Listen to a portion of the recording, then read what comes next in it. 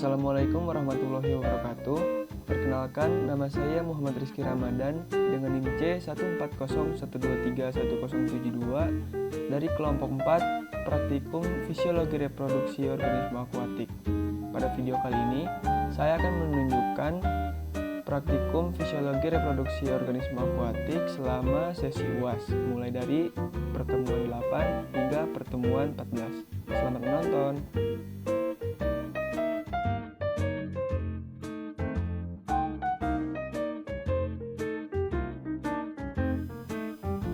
Praktikum Fisiologi Reproduksi Organisme Akuatik pertemuan 9 mempelajari tentang hipofisasi dan induksi pemijahan.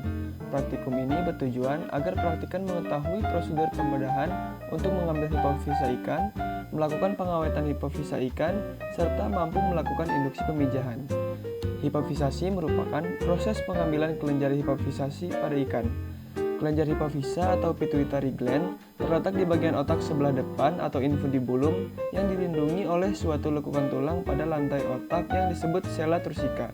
Berbentuk agak membulat, berwarna putih, ukurannya kecil dengan berat sekitar 2 hingga 3 mg. Kelenjar hipofisa adalah kelenjar yang menghasilkan berbagai hormon, antara lain hormon yang bekerja terhadap kelenjar kelamin jantan atau testis maupun kelenjar kelamin betina atau kantung telur. Kelenjar ini menempel pada infundibulum dengan suatu tangkai yang pendek sampai panjang bergantung pada spesies ikan. Pada kegiatan budidaya, hipofisasi ini dilakukan sebagai upaya penggunaan hormon untuk perkembangbiakan ikan, yaitu gonadotropin hormon yang diaplikasikan lewat suntikan yang bertujuan untuk mempercepat pematangan sel telur dan sperma, yang dikenal dengan kawin suntik. Ikan yang diambil hipofisanya disebut ikan donor, sedangkan yang menerima suntikan hipofisa atau yang ikan dipijahkan disebut resipien. Adapun syarat untuk ikan donor antara lain masih dalam keadaan segar, matang gonad, masih dalam satu jenis atau memiliki kekerabatan dekat, bukan ikan yang baru mijah, dan jantan. Langkah hipofisasi diawali dengan membedah bagian kepala ikan dengan pisau, kemudian bersihkan lemak serta syaraf di bagian kepala yang menutupi kelenjar hipofisa. Setelah ditemukan, kelenjar diambil dengan hati-hati, kemudian disimpan pada tub steril berisi alkohol absolut. Untuk induksi pemijahan sendiri merupakan proses penyuntikan hormon berupa hormon sintesis maupun dalam bentuk hipofisa kepada ikan yang sulit untuk melakukan pemijahan secara alami. Teknik penyuntikan dapat dilakukan dengan beberapa cara, yaitu intramuskular atau penyuntikan pada otot punggung atau otot batang ekor, lalu intraperitoneal yaitu penyuntikan ke dalam rongga perut, intrakranial yaitu suntikan ke dalam rongga otak melalui tulang occipitial bagian yang tipis, serta intravena yaitu penyuntikan pada pembuluh vena, biasanya di mulut dan di ekor. Induksi pemijahan yang dilakukan pada praktikum kali ini adalah dengan metode intramuskular.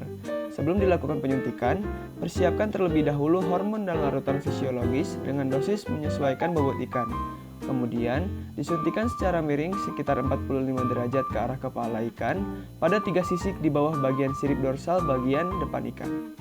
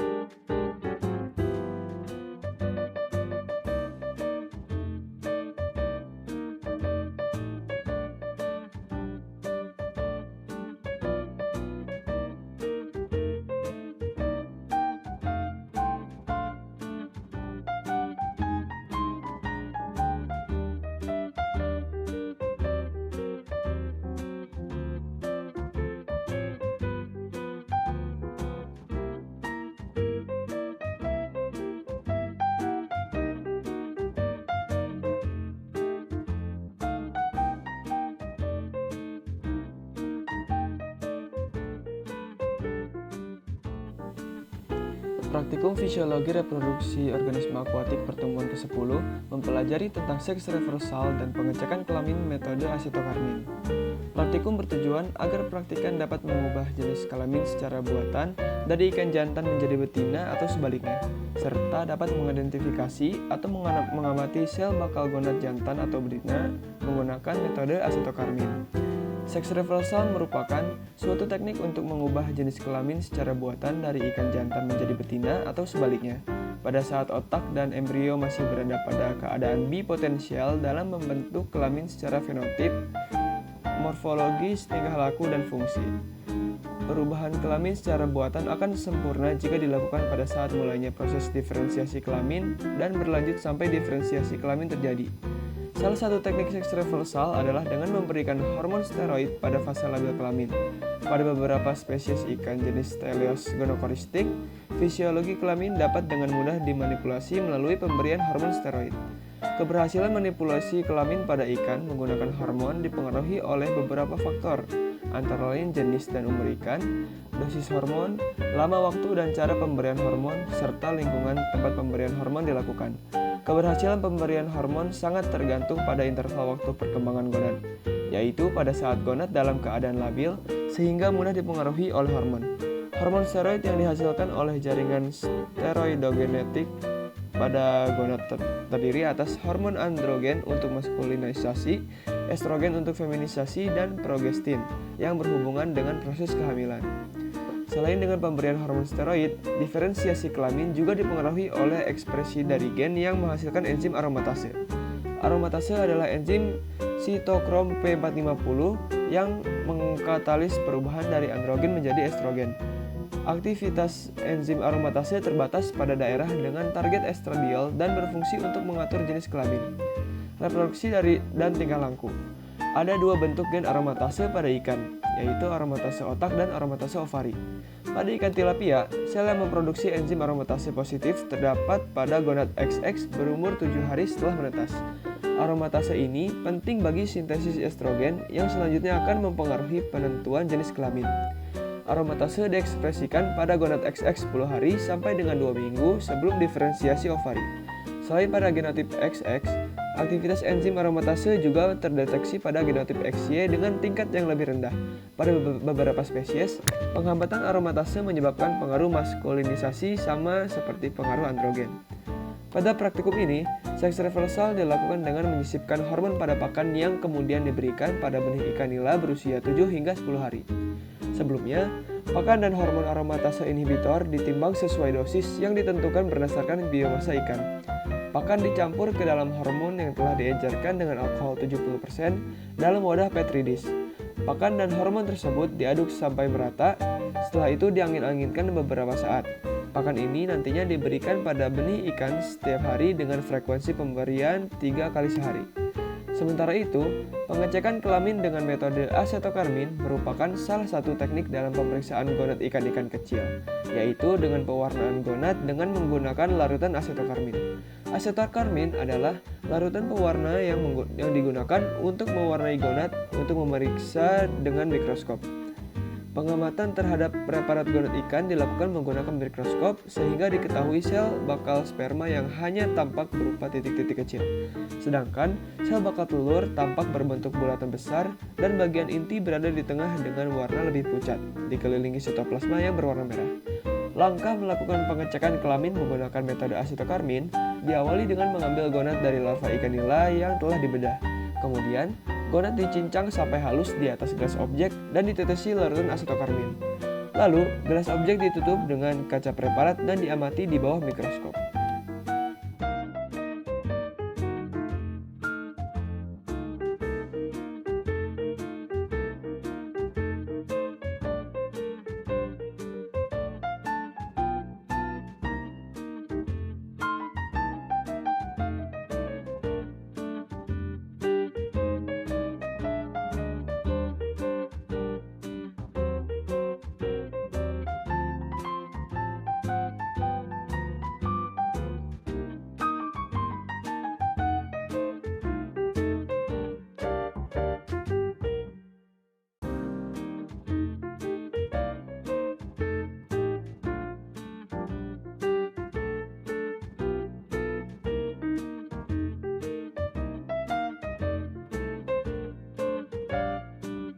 Praktikum Fisiologi Reproduksi Organisme Akuatik Pertemuan 12 mempelajari tentang preservasi dan pengecekan kualitas sperma. Praktikum ini bertujuan agar praktikan mampu menjelaskan prinsip pengawetan sperma dan penggunaan sperma yang telah diawetkan untuk pembuahan buatan pada ikan, serta dapat melakukan proses pengawetan dan pengecekan kualitas sperma. Penyimpanan atau preservasi sperma bertujuan untuk mempermudah proses pemurnian dan persilangan antar ras ikan, serta mempercepat program introduksi dan domestikasi ikan liar yang dianggap potensial untuk dibudidayakan. Selain itu, tujuan lainnya mencakup pengendalian keterbatasan induk jantan, memungkinkan terjadinya pembuahan meskipun kematangan gonad antara ikan jantan dan betina tidak selalu bersamaan, menyediakan cadangan genetik, mendukung program pemulihan ikan, mempermudah distribusi dan pengangkutan sperma dalam jumlah besar ke berbagai wilayah, serta memungkinkan produksi benih sepanjang tahun. Penyimpanan semen dapat menyebabkan kematian spermatozoa akibat kerusakan membran plasmanya yang disebabkan oleh proses proksidasi lemak. Proksidasi ini merupakan reaksi kompleks yang melibatkan asam lemak tak jenuh seperti fosfolipid dan membran sel dengan radikal bebas. Antioksidan berperan penting dalam menekan aktivitas radikal bebas, sehingga dapat mencegah kerusakan pada spermatozoa dan menjaga kualitasnya. Antioksidan yang diperoleh dari luar eksogen juga berkontribusi dalam mempertahankan suhu spermatozoa.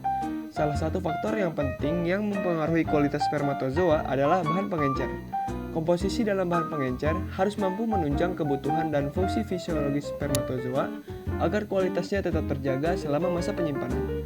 Selain itu, bahan pengencer idealnya tidak bersifat toksik dan mampu memberikan perlindungan terhadap stres akibat suhu rendah.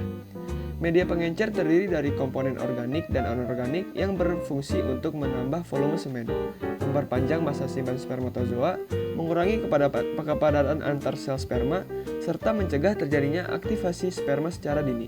Media pengencer juga berperan dalam menurunkan aktivitas spermatozoa, seperti membantu mempertahankan motilitas dan daya hidupnya selama penyimpanan.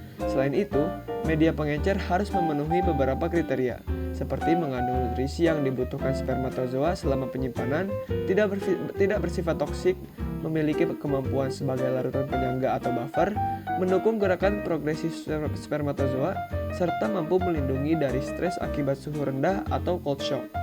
Prosedur melakukan preservasi sperma dilakukan dengan menampung sperma segera secara aseptik dari induk jantan yang kemudian dicampurkan dengan larutan fisiologis sesuai kebutuhan dengan rasio antara 1:2 hingga 1:10. Sperma disimpan pada suhu dingin kurang lebih 4 derajat Celcius selama 24 hingga 72 jam tergantung spesies ikan. Pengujian motilitas dilakukan setiap 24 jam selama penyimpanan. Pengecekan kualitas sperma dilakukan dengan beberapa uji, yaitu uji motilitas, viabilitas, spermatokrit, derajat pembuahan, derajat penetasan, serta kelangsungan hidup larva dari ikan yang dihasilkan. Pada praktikum kali ini, uji yang dilakukan adalah uji spermatokrit, serta motilitas dan viabilitas sperma. Uji motilitas sperma dilakukan dengan mengamati pergerakan sperma di bawah mikroskop dengan perbesaran 400 kali. Sedangkan uji viabilitas dilakukan menggunakan pewarnaan diferensial eosin negrosin di bawah mikroskop dengan perbesaran 400 kali untuk membedakan spermatozoa hidup dan mati. Spermatozoa hidup ditandai dengan tidak menyerap warna, tampak bening atau putih, sedangkan spermatozoa mati ditunjukkan dengan menyerap warna merah ungu dari eosin negrosin. Uji spermatokrit dilakukan dengan memasukkan sampel cairan semen ke dalam tabung mikrohematokrit hingga mencapai 4/5 bagian. Kemudian ujung tabung disumbat menggunakan kristosel. Tabung hematokrit disentrifugasi selama 5 menit dengan kecepatan 8000 rpm.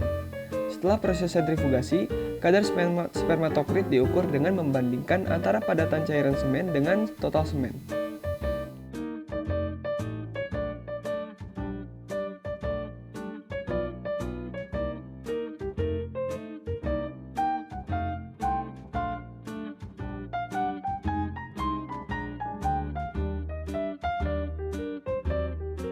Sekian yang bisa saya sampaikan, semoga videonya bermanfaat.